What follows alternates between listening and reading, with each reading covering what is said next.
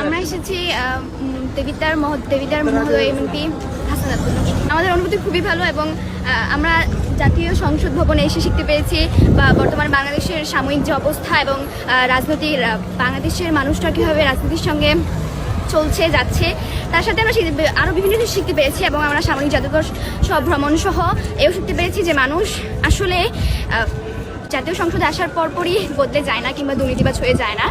মানুষ তার সংকল্পবদ্ধ এবং অঙ্গীকারকে পালন করতে দৃঢ় ইচ্ছুক। যেহেতু মেধাবী শিক্ষার্থীরা ছিলাম যে বৃত্তিপ্রাপ্ত 2025 জুনিয়র বৃত্তিতে, সেক্ষেত্রে আমাদেরকে আনা হয়েছিল এবং আমরা যাতে ভবিষ্যতে আরও উন্নতি করতে পারি জীবনে, এই জন্য আর কি।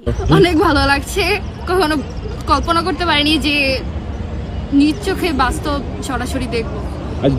সারা জীবন এটা মনে থাকবে যে এত কম বয়সে আসলে দেখতে পাচ্ছি আমাদের সাথে যে শিক্ষকরা এসেছেন বেশিরভাগই এটা ওনাদের প্রথমবার সংসদ দেখা, তো সেই তুলনায় আমরা অনেক কম।